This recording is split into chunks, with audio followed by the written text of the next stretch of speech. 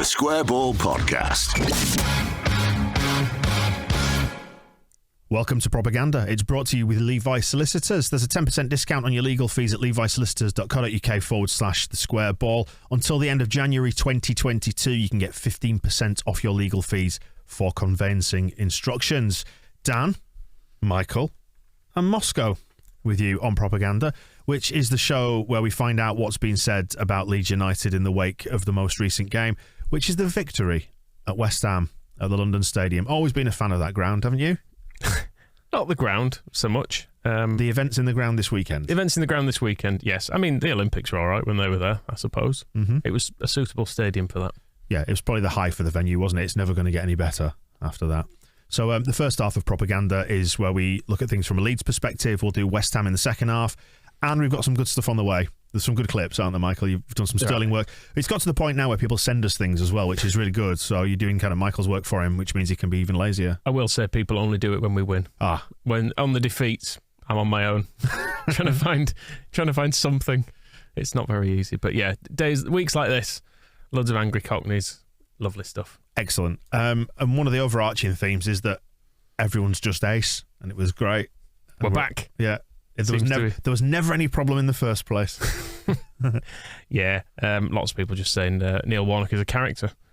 Described it as organised chaos, the Leeds United of last year, it is pretty much how it felt, wasn't it? It was like, this is good. We're at them in a way that we haven't been a lot of the time this year. And our worst performances, you've kind of got to the end of it and you thought, oh, there weren't really many chances in that. We never stretched them. Whereas in this, there were bits of it where they couldn't cope with us. I know there were bits where they had chances and what have you as well, but we can ignore them because we're biased. Well, we always do concede chances though, don't we? It's kind of the nature of the beast, but we're always going to make them too, and that is one of the beauties of the way that Leeds play, as Graham Souness identified. We need to mention Souness actually, don't we? Because he was lightly trashing Leeds United in the build-up to this, because we didn't watch the build-up on Sky, but it was brought to our attention and there was lots of talk on Twitter about him saying that when Robbie Keane said Leeds are a massive club, and he said, yeah, in Leeds.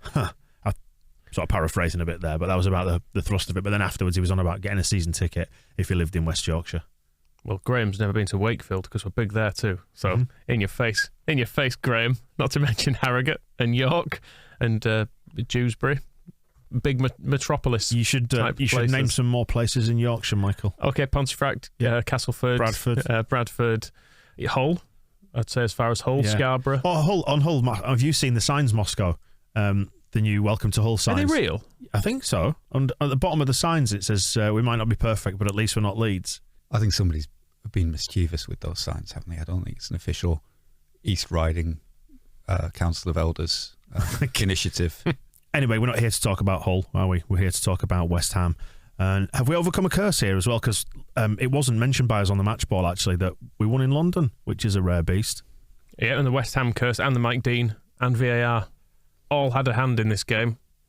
Didn't matter. Mike Dean was actually surprisingly low-key for Mike Dean. Yeah, he was okay. I mean, obviously there's a big hoo-ha about the disallowed goal for us, but they got the disallowed goal for West Ham right, and they didn't really get too involved in anything. I suppose he could have sent off Antonio for the foul on... Did he foul Cock? Yeah. But that was always... He was on the ground, wasn't he, when he did it? It was kind of two-footed, but his back leg was on the ground, yeah. He wasn't like fully airborne, was he, which is what normally gets you the red. And he was decisive as well, was old Dean. Just yellow card was out before they'd even put the camera on him, so you kind of like that instead of somebody waiting to hear what Jurgen Klopp, if he's phoning in an opinion on it. So he was fine, but we know what he's like. Interesting thoughts on that, actually, from Stu the Shoe, and we should say we welcome the feedback from our TSB Plus members who let us know what they thought about the match ball and the game in general. Stu the Shoe saying that Mike Dean let the boys play, he didn't interfere unnecessarily, it was refreshing. An old ref, was he that old? Letting the game go. Could have sent Antonio off, but that would have killed the game. I mean, we were all watching it together and we all sort of went, ooh, as he did it, and then we saw the replay and went, yeah, fine.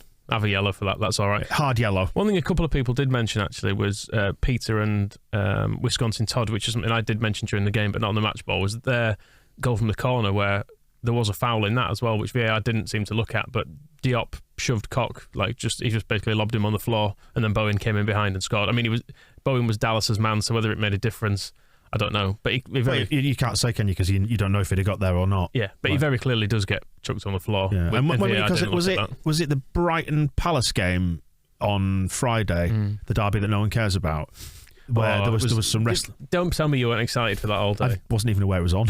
Honestly, anyway. VAR gave a penalty for wrestling to the ground, didn't it? I think.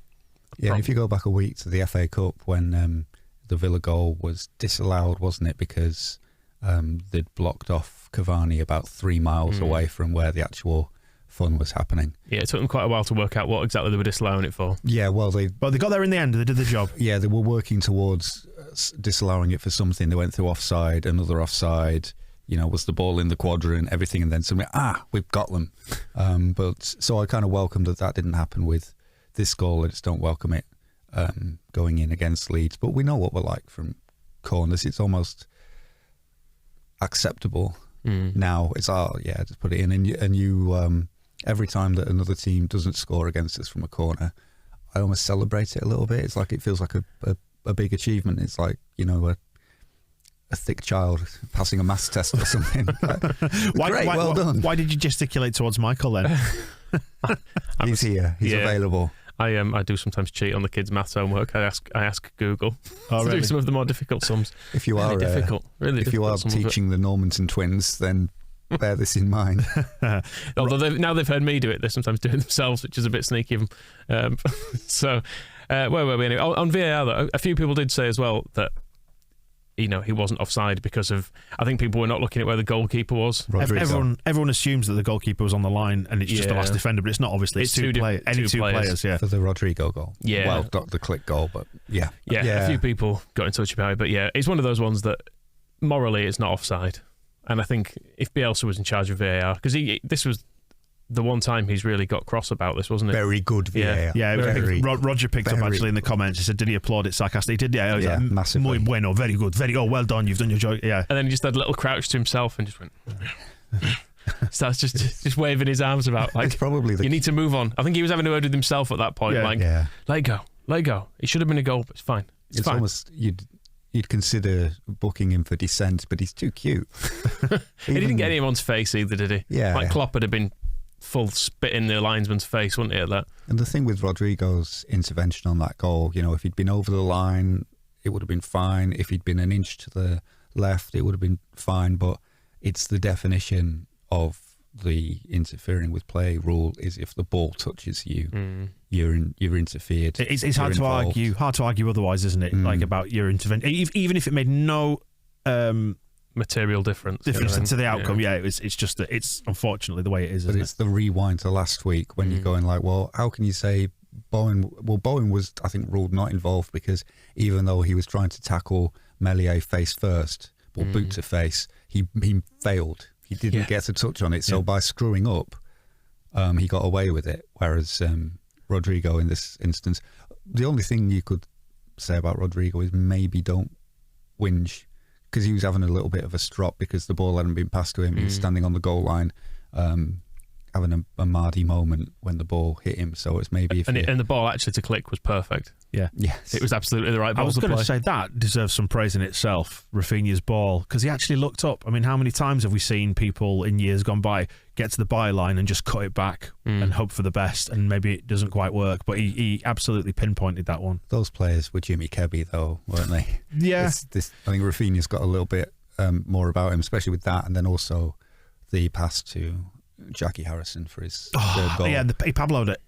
Pablo'd it against Stoke. Yeah, that was brilliant. Yeah, and Harrison's finish as well. We mentioned it, but watching it again, slowly seeing him speeding up towards the pass, reading it, slowing down a bit, then seeing the keeper coming and speeding up again to get there ahead of him. And then we always say Harrison's kind of finishing and his final ball is not never, but is often not as good as we want it to be. But his first touch is exquisite. Here, he finished with his first touch. So it was exquisite. Everything worked out perfectly. Jackie gets some praise actually from Lee and the Cheese as well, who's saying earlier in the season, I complained that Harrison had spent too much time shagging his missus and not enough time practicing scoring. I'm prepared to eat my words now, as if it wasn't for his well-exercised and likely muscular penis, he'd have never scored that second goal. I mean, I think just for the record, it did go off his thigh, didn't it? But that's not good for the joke. It's the pelvic area in general, just as it's been a curse on Robin Koch, ironically, aided Harrison's finishing. It was a good thrusting motion to get that ball over the line. Jackie gets a lot of hero nominations anyway, so maybe we should more deal with him in that section. But Click does get a couple of mentions as well, and we talked about him being robbed of a goal by the selfish Rodrigo. I very much enjoyed Click's subsequent. It's just the low-level kind of trolling of football in general, isn't it? And the injustice of it all on Twitter. He corrected, I think it was LUFC Data, who put his match stats up, and then he just asterisked it with 1 goal as well. And you saw him afterwards, actually, when he was chatting to Mike Dean, just like, and then he saw, and actually, if you watched it again, I watched it back, he sees the replay on the screen, he's just, forget it. Yeah. Ridiculous. I think there's, it's not quite the famous gif of Rodrigo shrugging against Burnley, wasn't it, when his goal was allowed, but there is a moment, I think, where he looks over at Click and he's like, sorry. It was Click also replied to the club's tweet, didn't he, when they put something like, how are we all feeling this morning? A bit tired. A bit tired. Not great, bit tired. He's great, his Click. I'm so glad he's back. Which is probably on Twitter. I think he's probably the most authentic presence. If I found out it was someone else running his account, I think I'd be a bit heartbroken. No, it's never. There's a photo of him on Instagram today as well, of him standing in front of a graffitied wall wearing is it the jeans? An absolutely outrageous pair of trousers that he's got on. He's pretending to be on the phone, turning down transfer interest. Which is I told you I'm not moving anywhere this January. Stop ringing me, kind of thing. He's a good guy. The trousers are outrageous, and that's the thing. Everyone's been ready to chuck Click in the bin, saying he's finished. It's over. We need someone to replace him. And then he goes and does things like that, and you think, oh God, stay forever. This is it. I mean, they always say form is temporary, class is permanent. You can't fight the aging process. But he's 31, going on 32. He's got everything within him. If we do look back and say maybe COVID has made the last couple of seasons difficult for him because he did get it about 20 times, there's every chance that next season's Matt Click is superb again. And there's, these 2 seasons just get written off. Life is not a steady line. That's profound for you, isn't it? It is. Loads of mentions of Moyes, but we're going to push that into the heroes and villains. Is he going to be a hero or a villain, do you feel? I feel maybe a villain. Right, yeah, because he didn't shut up. It was actually quite low-key whinging Moyes in that way. It's really annoyed people, though. Yeah, which is good, which is what this is about. This is about pettiness, isn't it? Well, it's not the... It wasn't the volume, it was the volume. It wasn't the noise, but the amount. Yeah. He may have been saying it quietly, but he said it a lot, and he said it last week, he said it in midweek, he said it during this game, and I know we'll do all this in when we're nominating him as a villain, but he did nothing about it. If you were worried about your team being tired for this game, playing Leeds twice in a week, why did you play such a strong team last Sunday, knowing that this would happen? He's moaning on about Antonio being out on his feet at the end of this game, and he goes, well, what could we do? Well, what could you do? Well, can I just rewind a week and maybe put a suggestion forward? Have you got one? Can you think of one? Yeah, they've got a 17-year-old hotshot from the under-23s who did come on for him in the league game. I think it's called Perkins or Parkins or some kind of Cockney wide boy name. Perkins. Put him on. And a fruit and vegetable. We had Sam Greenwood last week in the FA Cup. Play your hotshot youth striker in the FA Cup. They gave him 4 minutes on Sunday when Antonio was out on his feet. It's no good to anybody. And that's his first 4 minutes in the Premier League at all this season. Their under-23s are top of the league. They beat Leeds on Monday because essentially they're a bunch of really good, strong players he's let them go in the Europa League a little bit. Put them in the FA Cup if you've got 2 games coming up in a week. Don't bellyache on about us not playing one of our postponed games. But in Moscow, the midweek game came as a surprise. We had no idea we was going to be playing it, or playing Leeds again, and that they ran around a lot. And that's not David Moyes, by the way. No. Our postponed games against Aston Villa, who were playing on Monday night in the FA Cup, and Liverpool, who were playing on Thursday night in the League Cup. Who were we supposed to play? I would have played either of them midweek, actually. Imagine trying to get Liverpool. And the West Ham under-23s. Tell Jurgen Klopp to play Tuesday, Thursday in the games at either side. It's worth saying as well, the West Ham under-23s were able to beat us so easily because we had a load of under-18s playing in that, because our under-23s are now our first team, so we can't risk them in the under-23s because they're required for our bench. We're allowed to play the 23s in the first team, and we're allowed to play the 18s in the 20s. Is that allowed? You're allowed to play. Has anyone told David Moyes? I don't know if you saw Archie Gray on the bench, but you're allowed under 16s on the bench if that's all you've got as available. So. Cap tip to you, by the way, Moscow, for mentioning that Leeds opted to fly down rather than get the train and save money on Archie Gray's train fare. I enjoyed that line. Well done for doing your job to a competent level. Thank you. That's in the match report that's available on our website to read at your leisure. And yeah, Arsenal and Burnley also need to be like, somebody needs to tell them that they can play their under 23s. But he said we'd do this later. So we do it later. We will, and we'll do it. We'll just do it again. I don't think it matters that we slag off Moyes twice. We could slag Moyes off 3 times in a week and not get tired. Very good. James get a bit of praise as well. Gary describing him as Mighty Mouse, which is running all day and annoying the shit out of the opposition backline, which is essentially his job, and he does it exceptionally well. The sliding tackle on their goalkeeper was superb. You can probably count how many times he did sliding tackles on their defenders to stop them from playing out, and the amount of ground he has to cover to be able to do that.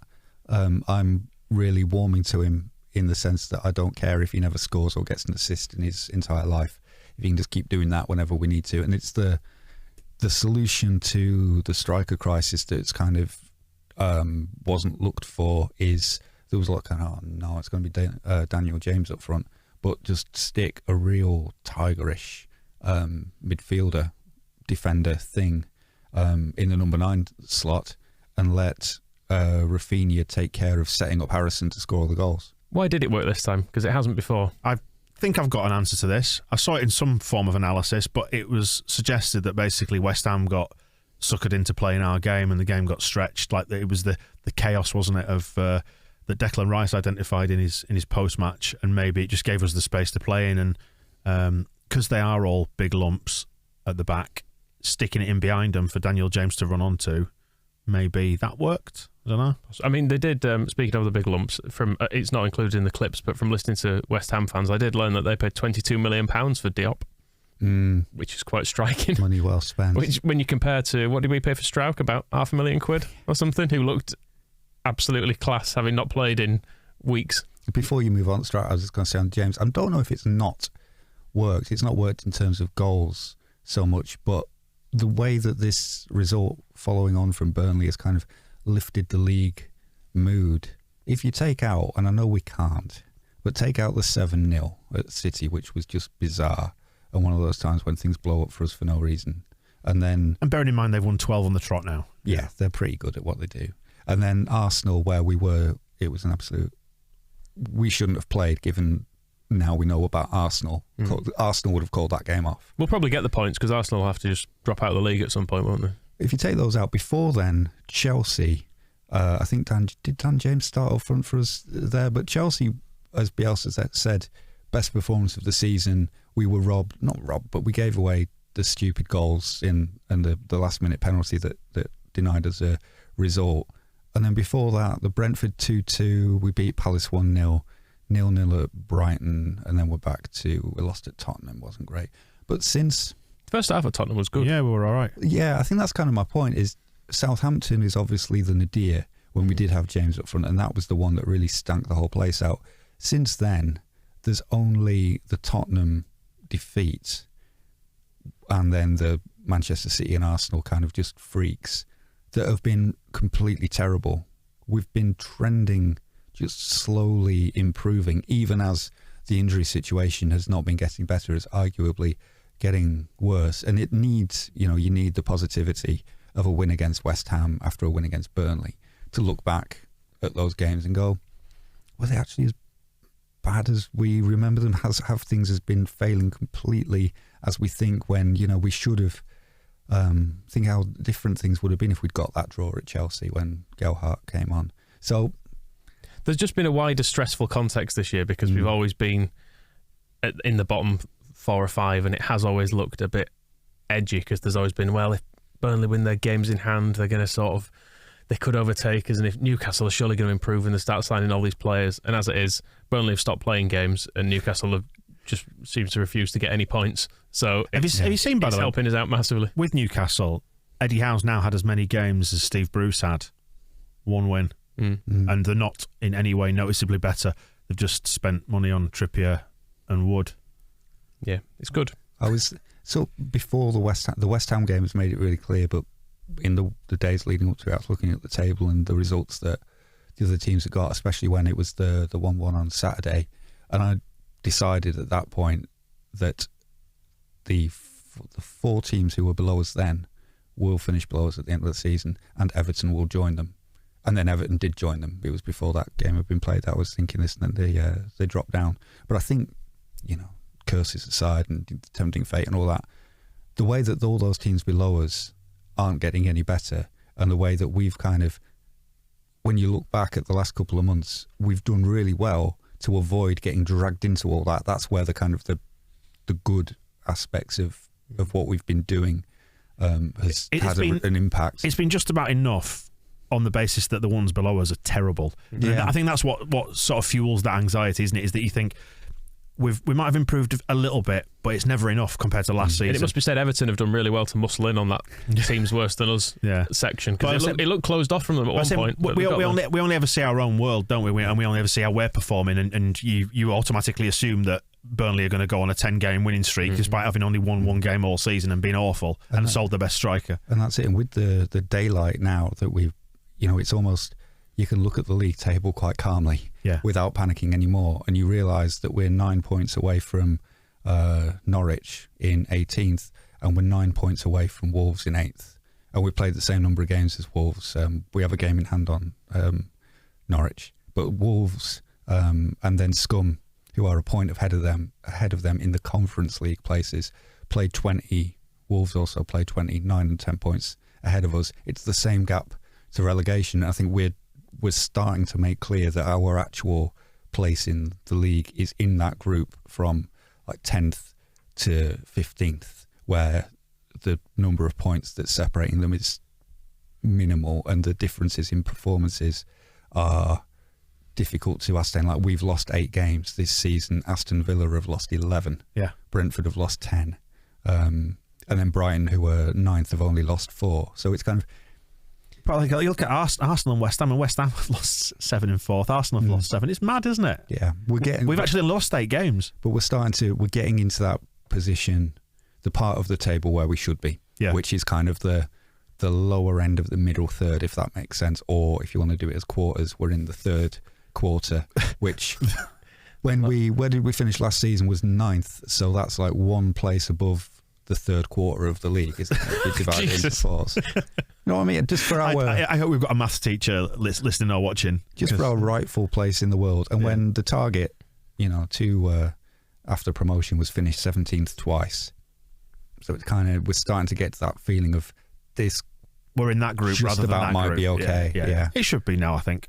Just returning to where we were heading, which was Pascal Strouk. Dan and Ruby in the feedback said you got most of it right. That was our post-match analysis. But I think you underplayed the majestic performance of the sad musketeer, Pascal Strouk, which I really enjoyed that description. What a player. And to think he was giving the ball away to Cardiff just over 2 years ago, and now all we give away to them is a slightly over-eager and apparently universally disliked Cody Drameh. Bless him. Yeah, it's been quite a turnaround for Strouk, hasn't it?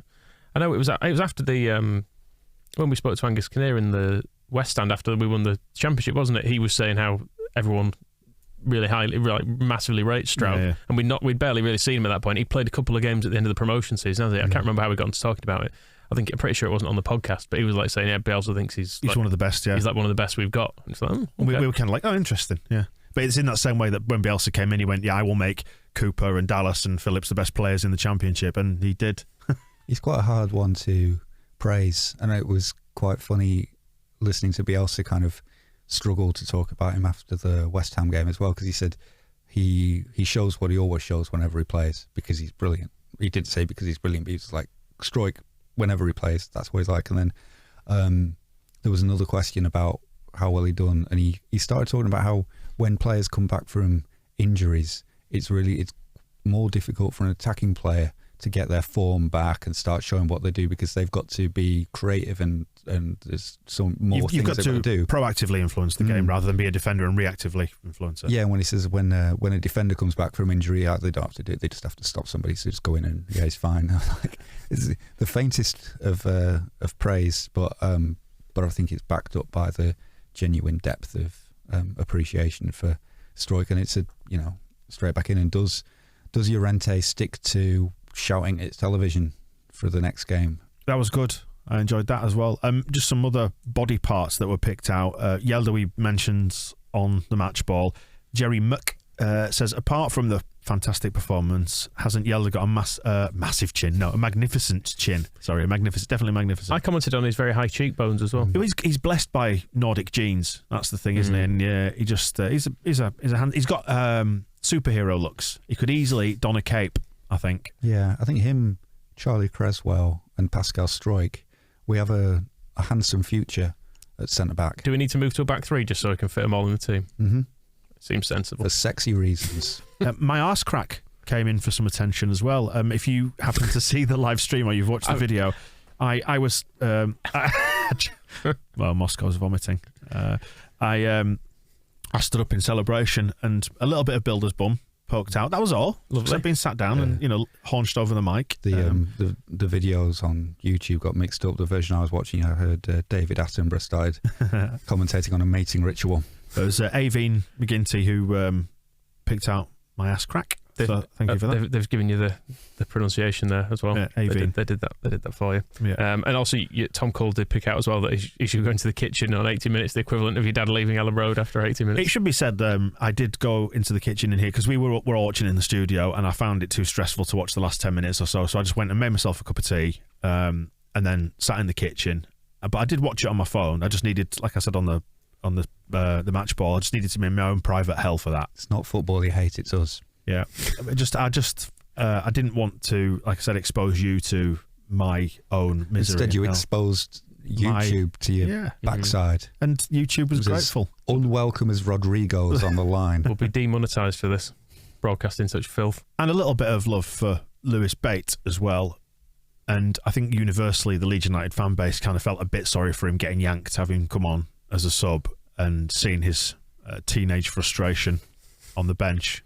I mean, I can't believe it. I mean, we are yet to see him smile. Isn't there an undertone song about that? Anyway, carry on. But yeah, bless him. He did well though, I thought, and he was universally praised, wasn't he? No one said like he was hooked after being shit. It wasn't like an Ali Dyer situation, was it? Where you get a glimpse of someone on the pitch and you're like, Jesus Christ, he can't stay on. He looked really tidy, I thought. And Missing Teeth actually has picked out one particular moment. He says he enjoyed Bates, so that's Bate apostrophe S, which you've seen sometimes in reference to Ken Bates, haven't you? But Bates nutmeg on the rice pudding. I think that's really, really clever, that. So nice work there, Missing Teeth. But yeah, he was good, wasn't he? I enjoyed it. And I think bright future awaits, etc. And we all understand the substitution is just something that Bielsa will do. He just needed somebody else to be dealing with Declan Rice. And it didn't matter. He did it with Somerville earlier in the year, didn't he? And he's done it with so many people. Now it's just kind of, it's standard. I think we're all over it. I think anybody, it will have quickly been sorted out with Bate afterwards of like, this is why you came off. These are all the things you did really well. That's your Premier League debut. Congratulations. Carry on. Yeah. Cheer up. And it's nice to feel that we've now got a central midfielder that we can use, because I think that was and a proper one as well, because when Rodrigo tries to drop back a bit more, or we have to move Dallas, and it just always feels a bit like there's a reshuffle going on, or Koch moves to defensive midfield and Forshaw pushes forward. It's just nice to go, right, there's a proper actual central midfielder here who is purpose-built for this job, and we can bring them on. We're allowed to now. Do you know what it feels like as a visual representation? You know those puzzles where you get like 16 squares and one of them's missing and you've got to move the tiles around to try and get the solved puzzle? It often feels like that's what's happening to our team with Stuart Dallas. And Stuart Dallas is moving all over the place. Stuart Dallas is basically the bit that the square that allows the movement, isn't he? Yeah. Everyone else, he goes wherever he's needed, and everyone else can find their own actual space. And finally, we managed to get through a full episode, Moscow, without bickering about squad size or signings or injuries. However, Jack C does want to bring up the injury situation, because Jack's suggesting that a coaching or even physiotherapy tutorial might be necessary here. Because Jack does say, when I used to play sport as a kid, coaches would make us stretch, and he's put stretch in inverted commas there because I think it's a highly technical term. Not many people will understand. Stretch our hamstrings so we didn't pull them. I think this science needs to be taken to the training ground as soon as possible. Do you think that's something you could offer to the club? Yeah, definitely. I can do that. It's the old straighten the leg and sort of touch your toes one, isn't it? I'd love to see you do that. Going in to teach a load of professional athletes. Oh, the ice cream van's here. The ice cream van is here, and that's a perfect place to wrap it up. So we'll break off now and go get a 99. You get a flake with a 99, don't you? I think so. Good stuff. Do you want the sauce on it and sprinkles? Of course. And that wraps up part 1 of Propaganda. Hang about then. Part 2 is on the way. Check it out on YouTube, where we delve into what the West Ham fans thought of the game on Sunday. The Square Ball Podcast.